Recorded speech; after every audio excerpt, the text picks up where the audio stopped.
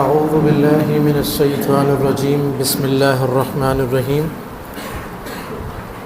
الحمد للہ الذی خلقنا ورزقنا وانعمنا علی نعم ظاہرا وباطنا افضل الصلاة وازکی السلام علی نبینا محمد صلی اللہ علیہ وسلم وعلی آلہ وصحبہ اجمعین وعلی من اتبع الہدى الی یوم الدین اما بعد۔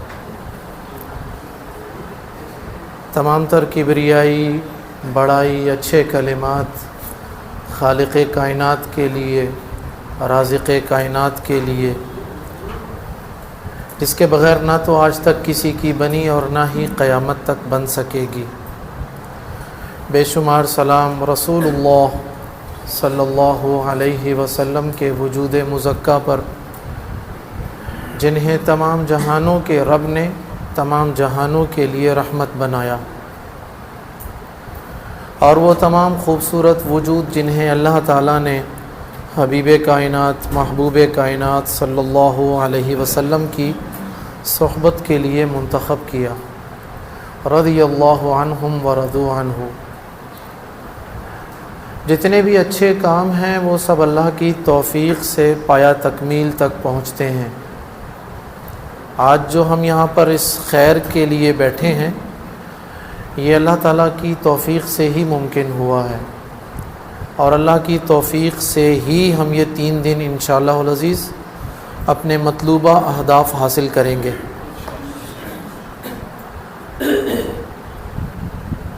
دوسری بات، میں جامعۃ الاحسان کا بطور خاص اور اپنے محترم ساتھی شیخ احسن سلفی حفظہ اللہ اور جامعہ احسان کے جو اساتذہ ہیں، ہمیشہ سے ان کی علم دوستی کا معترف رہا ہوں۔ کراچی شہر میں کہیں بھی کسی بھی مقام پر علم کے حوالے سے کوئی بھی تقریب ہوتی ہے تو ہم جیسے نالائق تو وہاں پر شاید ہی کبھی جاتے ہوں، لیکن جامعۃ الاحسان کی نمائندگی الحمدللہ مجھے ہر وقت نظر آتی ہے۔ تو یہ اللہ تعالیٰ کی توفیق بھی ہے، ذالک فضل اللہ یؤتیہ من یشاء واللہ ذو الفضل العظیم۔ ہمارا تھوڑا سا کم ہے، نزدیک کر لوں؟ اوکے۔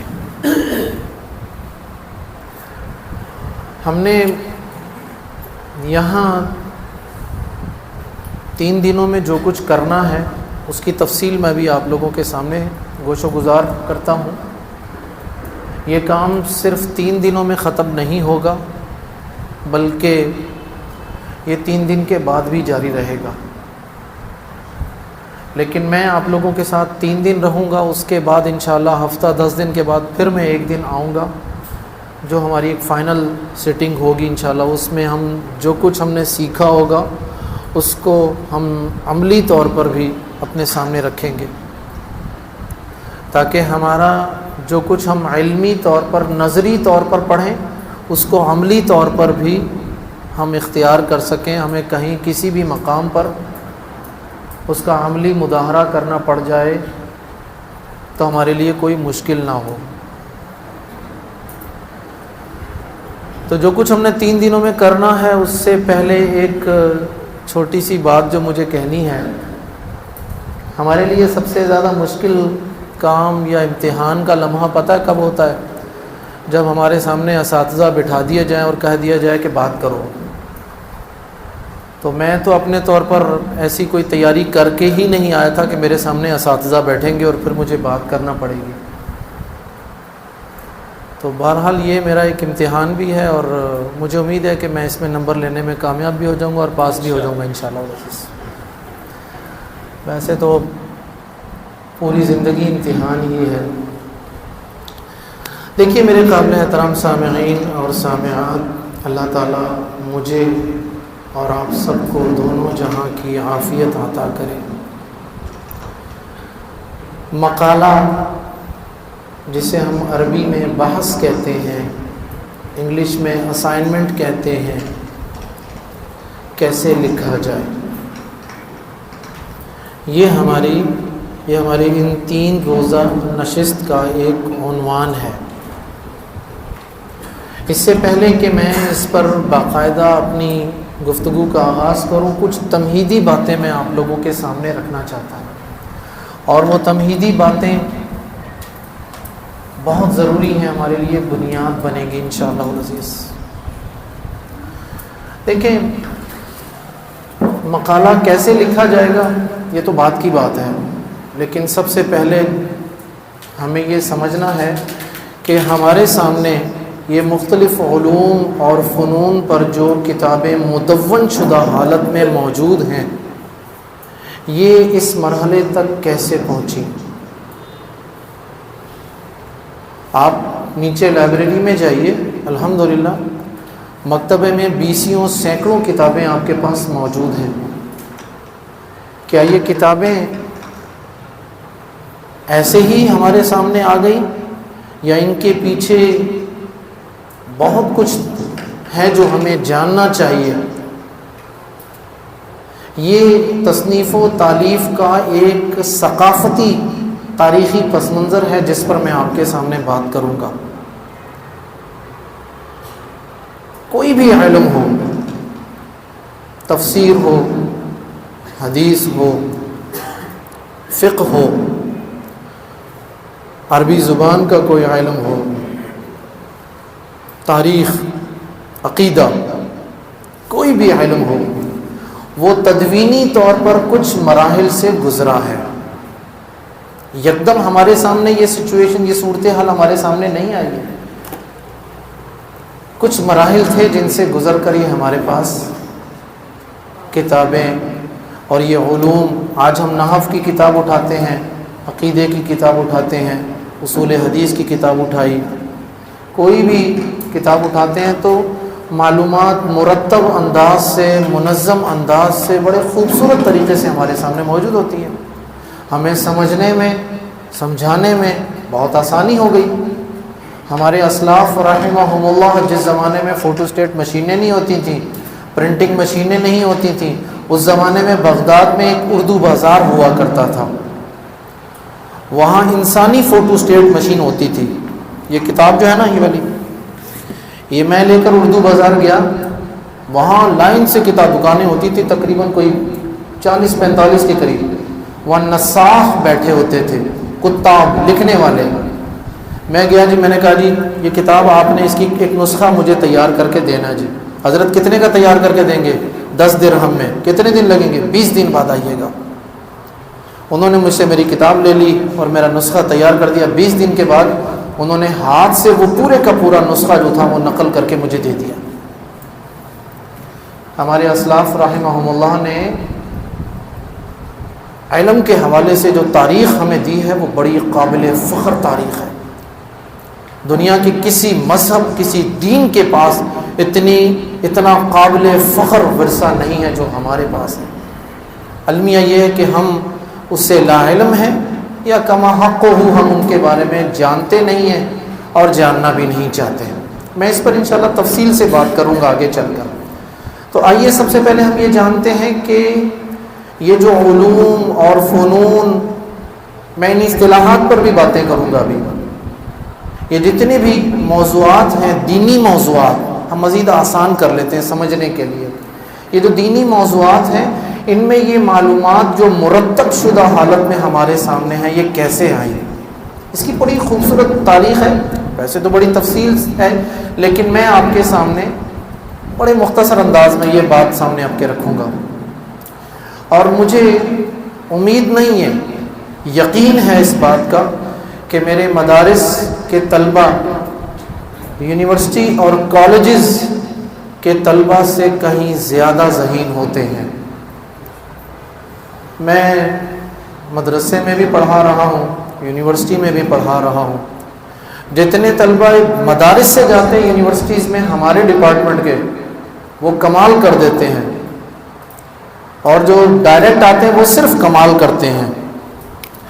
تو آئیے ہم سب سے پہلے یہ چیز جانتے ہیں کہ سب سے یہ تاریخ ہے کیا۔ بنیادی طور پر علوم اور فنون کی تدوین کی جو تاریخ ہے وہ 4 مراحل پر مشتمل ہے۔ یہ 4 مرحلے ہوتے ہیں، ٹھیک ہے۔ نمبر 1،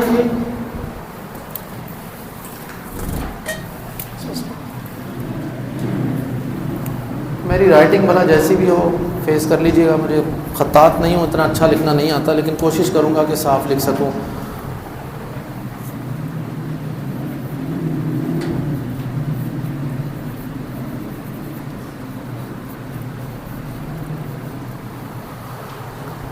معلومات کا جمع کیا جانا، کسی بھی فن پر سب سے پہلے معلومات کو جمع کیا گیا، اور آج بھی یہی ہے۔ یہ ڈیٹا کلیکشن جس کو ہم کہتے ہیں، کسی بھی فن کے بارے میں جب کسی ٹاپک پر ریسرچ کرتے ہیں ہم، فار ایگزامپل ہم نے کسی بھی موضوع پر بات کرنی ہو تو ہم سب سے پہلے اس سے متعلقہ معلومات کو جمع کرتے ہیں، یہ سب سے پہلا مرحلہ ہے۔ جب تک معلومات جمع نہیں ہوتی اس وقت تک کچھ نہیں ہو سکتا۔ معلومات کا جمع کیا جانا یہ ہر فن کے حوالے سے الگ الگ ہے۔ اگر میں تاریخی پس منظر میں بات کروں تو تفسیر کی معلومات کے ادوار الگ ہیں، حدیث کی حوالے سے جو معلومات ہیں اس کے ادوار الگ ہیں، تاریخ کے حوالے سے ادوار الگ ہیں، عربی لغت کے حوالے سے علم النحو، علم الصرف، علم البلاغہ کہ یہ ادوار الگ ہیں، زمانی اعتبار سے بھی اور مکانی اعتبار سے بھی۔ یہ سارے علوم ایک ساتھ ایک ہی زمانے میں ایک ہی جگہ پر جمع نہیں ہوئے۔ علم البلاغہ پر سب سے پہلی جو باقاعدہ جو تصنیف ہمارے سامنے آتی ہے یا تالیف کہہ لیجئے، وہ 500 سال بعد کام شروع ہوا یہ والا علم البلاغہ۔ میں اس کا ذکر بھی کروں گا آگے چل کر، لیکن اس کے مقابلے میں سیرت نگاری، جس کو ابتدائی ادوار میں ہم نے تاریخ کا نام دیا تھا، یا سیرت کو ہم پہلے علم المغازی کہتے تھے، یہ معلومات تو پہلی صدی ہجری میں جمع ہونا شروع ہو چکی تھی۔ سیدنا عثمان ابن عفان رضی اللہ عنہ کے صاحبزادے ابان بن عثمان جو سن 86 ہجری میں فوت ہوتے ہیں، وہ سب سے پہلے سیرت نگار ہمارے سامنے آتے ہیں۔ ان کی کتاب کتاب المغازی ہمارے پاس موجود نہیں ہے، ابھی مفقود ہے، لیکن ان کی روایات ہمیں ملتی ہیں۔ تو علم السیرہ پر تو آغاز شروع ہو چکا تھا پہلی صدی ہجری میں، اور علم الحدیث کے حوالے سے بات کریں تو علم الحدیث کے حوالے سے جو جمع کرنے والا جو سلسلہ تھا وہ تو رسول اللہ صلی اللہ علیہ وسلم کی حیات طیبہ میں ہی شروع ہو چکا تھا۔ صحابہ جمع کرتے تھے، آپ لوگوں کے پاس یہ معلومات موجود ہوں گی۔ کچھ صحابہ نے اپنے اپنے صحیفے ترتیب دیے ہوئے تھے، صحیفہ علی، صحیفہ عبداللہ بن مسعود، اور اسی طرح سید عمر فاروق، اسی طرح ابو موسیٰ الاشعری، مختلف صحابہ نے، عمرو بن العاص، عمرو بن حزم رضی اللہ عنہم، اور بھی بہت سارے نام ہیں۔ یہ تقریباً کوئی 17-18 صحابہ ہیں جنہوں نے اپنے اپنے چھوٹے چھوٹے احادیث کے صحیفے جمع کیے تھے، ترتیب دیے تھے۔ ان میں سے کچھ ہمارے پاس کتب احادیث کی صورت میں پہنچ گئے ہیں اور کچھ صحیفے ہمارے پاس نہیں ہیں، لیکن ان کی روایات موجود ہیں۔ تفسیر کے حوالے سے بات کریں تو آج ہمارے سامنے تفسیر ابن عباس، آپ میں سے کسی نے دیکھی ہوئی ہے تفسیر ابن عباس؟ نہیں، آپ میں سے کوئی ہاتھ نہیں اٹھائے گا۔ اوکے، عبدالحسیب، تفسیر ابن عباس سیدنا عبداللہ ابن عباس نے لکھی تھی؟ نو، عبداللہ ابن عباس نے نہیں لکھا اسے۔ یہ بھی کچھ عرصے پہلے کی بات ہے کہ عبداللہ ابن عباس کے تفسیری اقوال کو جمع کر کے ایک کتاب کی شکل دے دی۔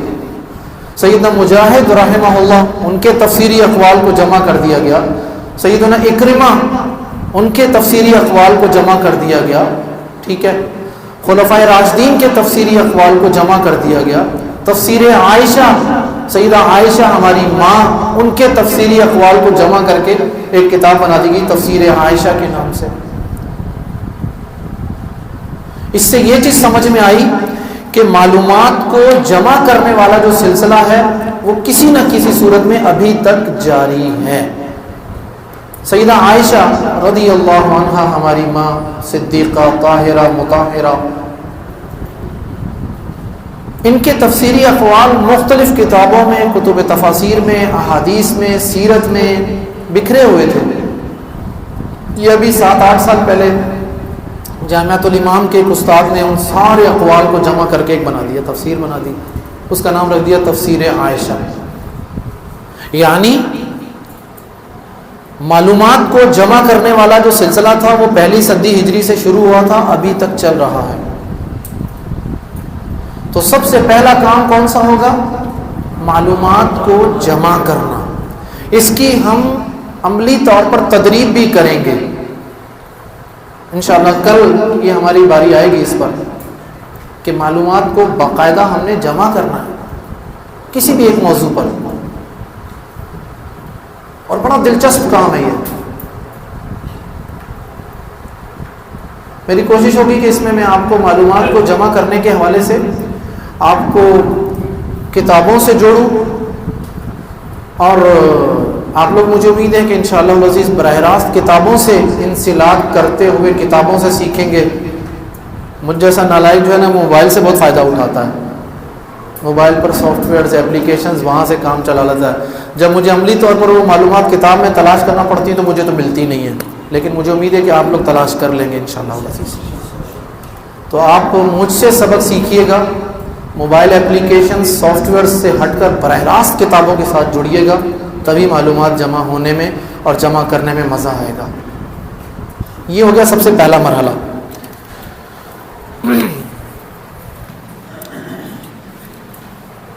دوسرا مرحلہ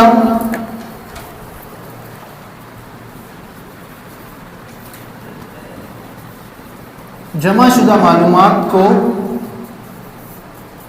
ترتیب دینا۔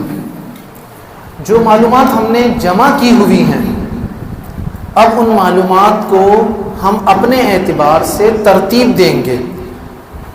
اس کی مثال مجھے محدثین کی دینا ذرا زیادہ لگ رہی، کیونکہ ہمارا انتساب حدیث کی طرف ہے تو ہم حدیث کی مثال دیتے ہیں، باقی مثالیں بھی میں دوں گا۔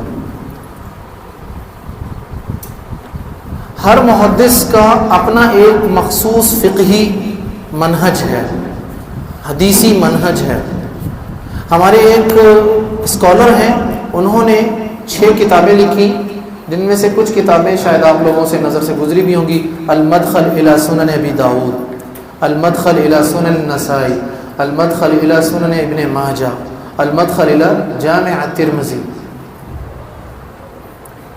اسی طرح کچھ لوگوں نے صحیح بخاری پر لکھا، کچھ نے صحیح مسلم پر لکھا۔ یہ آپ صحیح بخاری کے طالب علم ہیں، صحیح مسلم کے طالب علم ہیں، کتب احادیث کے آپ لوگ طالب علم ہیں۔ آپ لوگوں کو معلوم ہونا چاہیے اس بات کو کہ ہر محدث نے احادیث جو کہ موجود تھی ان کو اپنے منہج کے اعتبار سے، اپنی شروط کے اعتبار سے ترتیب لگایا ہے۔ ہر محدث کا اپنا ایک منہج رہا ہے۔ اس میں بسا اوقات کچھ محدثین کی شرطیں اور منہج مل جاتا اور بسا اوقات وہ بالکل الگ الگ نظر آتا ہے۔ اسی وجہ سے بعض محدثین نے ایسا کمال کا کام کیا، مجھے اپنے استاد محترم شیخ عبد المحسن العباد کا یہ جملہ آج بھی یاد ہے۔ وہ کہتے ہیں کہ امام النسائی رحمہ اللہ کی بعض ترتیب ایسی ہے کہ وہ صحیح بخاری پر اوپر آ جاتی ہے وہ کتاب بعض جوانب سے۔ اس پر بھی ہم بات کریں گے انشاءاللہ۔ تو ہر محدث کا اپنا ایک طریقہ ہے۔ عمومی طور پر محدثین کیا کرتے ہیں، جب احادیث جو ترتیب دیتے ہیں تو زیادہ تر محدثین نے فقہی ترتیب رکھی ہے۔ فقہی ترتیب کیا ہوتی ہے؟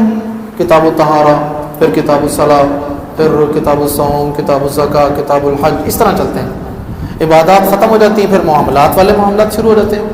امام بخاری رحمہ اللہ نے بالکل اس سے ہٹ کر شروع کیا ہے۔ سب سے پہلا کیا دیا باب؟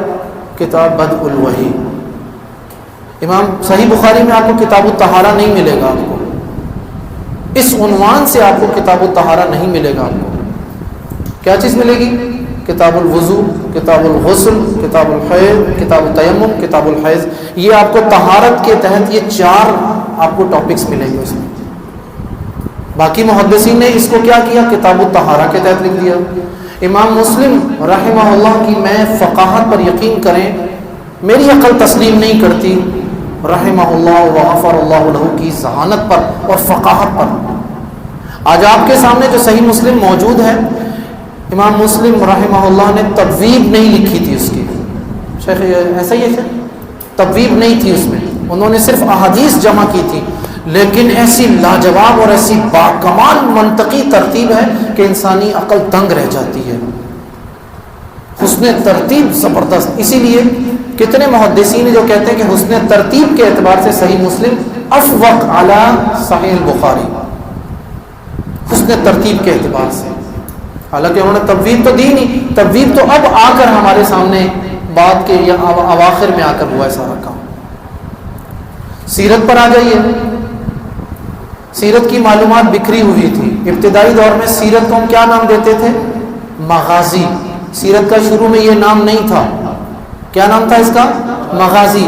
علوم نے اپنے نام بھی چینج کیے ہیں، ایک تھا امام بخاری رحمہ اللہ کی ایک کتاب ہے تراجم، تو تراجم کے تحت جو ترجمہ کی جمع ہے، آپ جب کوئی کتاب دیکھیں ترجمہ یا تراجم کے تحت تو اس کا مطلب یہ مت سمجھیے گا کہ ایک زبان سے دوسری زبان کی طرف ترجمہ کیا جا رہا ہے، اس میں روات کے علماء کے احوال جمع کیے گئے، حالات زندگی جمع کیے گئے، اصطلاحات جو ہیں وہ اپنا مفہوم تبدیل کرتی ہیں، یہ یاد رکھیے۔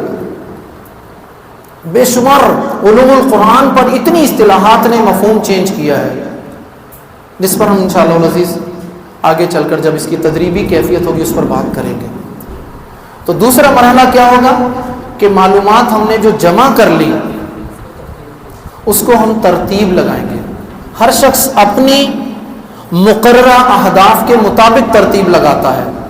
فار ایگزامپل، ایک شخص فقہی پس منظر کے تحت ترتیب لگاتا ہے، ایک شخص نے ترتیب کچھ اور اپنے انداز میں لگا لی، تاریخی اعتبار سے کام کیا، کسی نے کسی اعتبار سے کام کیا، کسی نے کسی اعتبار سے کام کیا۔ آپ دیکھ لیجئے حافظ صلاح الدین یوسف صاحب رحمہ اللہ، حافظ عبدالسلام بھٹوی صاحب رحمہ اللہ، عبد الرحمن کیلانی رحمہ اللہ، ان تینوں کی تفاسیر کو اٹھا کر دیکھ لیجئے آپ، تینوں کی تفاسیر میں منہج الگ الگ ملے گا۔ لقمان سلفی رحمہ اللہ، ڈاکٹر لقمان سلفی جو انڈیا کے ہیں، ان کی تفسیر دیکھ لیجئے، آپ کو ہر مفسر اپنی الگ ترتیب کے تحت، الگ ہی اہداف کے تحت معلومات کو جمع کر رہا ہے اور ترتیب دے رہا ہے۔ اس لیے اس بات کو ذہن میں رکھیے گا کہ یہ جو ہم ایک لفظ سنتے ہیں نا جامعیت، یعنی جامعیت کا مطلب ہے کہ کوئی کمی نہ رہ جائے، انسان کے کام میں جامعیت ناممکن ہے، یہ پاسبل ہی نہیں ہے۔ اگر ہم کمی کوتاہی نکالنا شروع کر دیں تو وقت کے محدث کی گفتگو میں بھی کمی نکال دیں گے کہ انہوں نے یہ بات ذکر نہیں کی، ان کو یہ بات بھی کہنی چاہیے تھی۔ ہم میں سے بہت سارے لوگ کہتے ہیں جی، ہم جب جمعہ پڑھا کے فارغ ہوتے ہیں تو کیا کیا چیزیں سننے کو ملتی ہیں جی، حضرت صاحب آپ نے بڑی اچھی باتیں کی لیکن یہ ٹاپک چھوڑ دیا آپ نے، غلطی ہو گئی جی، انشاءاللہ آئندہ اس ٹاپک پہ بھی بات کریں گے۔ تو جامعیت والا جو معاملہ ہے اس کو پاسبل نہیں ہے۔ تو دوسرا مرحلہ کون سا ہے؟ جو معلومات ہم نے جمع کی اس سے اب ترتیب لگانا ہے، اس میں ترتیب لگاتے وقت حد درجہ غائب درجہ کی احتیاط درکار ہے، اس میں جلد بازی نہیں کی جاتی۔ میں نے ایک چھوٹا سا کام کیا، اس کام کو کرنے کے بعد میں ابھی وہ ایک کتاب جو میں فائنل کر چکا ہوں، آپ یقین کریں کہ 1.5 سال ہو گیا اس کتاب کی ترتیب سے میں خود مطمئن نہیں ہوں، 4 مرتبہ اس کی ترتیب بدل چکا ہوں، اب آ کر اس کی ترتیب سے میں مطمئن ہوا ہوں کسی حد تک۔ جو معلومات میں نے جمع کی تھی ان کی ترتیب جو ہے، امام بخاری رحمہ اللہ کی اگر آپ ترتیب دیکھنا چاہتے ہیں نا، ترتیب کو سمجھنا چاہتے ہیں تو آپ امام بخاری رحمہ اللہ کی صحیح پڑھیے۔ میں آپ کو احادیث پڑھنے کا مشورہ نہیں دے رہا، آپ صرف اور صرف امام بخاری رحمہ اللہ کی صحیح کی تبویب پڑھیے، بس اور کچھ مت پڑھیے۔ آپ تبویب میں اتنی گہری منطقی زبردست کمال آپ کو ترتیب ملے گی۔ اسی لیے تو کہتے ہیں وہ شیخ صاحب کیا کہتے ہیں جی، فقہ البخاری فی تبویبہ. امام بخاری رحمہ اللہ کو سمجھنا ہے تو ان کی تبویب کو سمجھیں سب سے پہلے. میں آج کل ایک جگہ کتاب البیوع پڑھا رہا ہوں تو وہ میرے سامنے اسی کی تبویب ہے تو میں اسی کی مثال دے دیتا ہوں. کتاب البیوع میں سب سے پہلے مشروعیت بیان کی، ٹھیک ہے، پھر حلال حرام کی بات کی، پھر جواز کی اور متشابہات کی بات کی، پھر اخلاقی پہلوؤں پر بات کی، پھر کون کون سے پیشے ہو سکتے ہیں اس پر بات کی، پھر کہا کہ کس کس جگہ پر یہ خرید و فروخت ہو سکتی ہے. اس کے بعد فنی پہلو جو خرید و فروخت کے فنی اور علمی شرطیں ان کی بیان کیا. کیسی زبردست ایک منطقی ترتیب لے کر چلے. مطلب تو معلومات کا جمع کیا جانا آپ کی ذہانت پلس اگر آپ اللہ تعالیٰ سے اس کا فضل مانگ لیں تو کمال ہو جائے گا. اللہ تعالیٰ کا فضل کیسے مانگیں گے؟ اللہ تعالیٰ کا فضل مانگنے کا تو میرے پاس تو ایک ہی طریقہ ہے. رات کے آخری پہر اٹھیے، 2 رکعت نماز پڑھیے اور اللہ تعالیٰ سے اس کا فضل مانگیے. اتنی تیزی سے ملتا ہے کہ آپ حیران رہ جائیں گے کہ اللہ یہ کام جو کر رہا ہوں شہرت مقصود نہیں ہے، پیسہ نہیں چاہیے، مقام مرتبہ نہیں چاہیے، تیری خوشی چاہیے بس. پھر دیکھیں کیسے کام ہوتے ہیں. تو دوسرا مرحلہ کیا ہے جی ہمارے سامنے؟ جمع شدہ معلومات کو ترتیب. نمبر 3،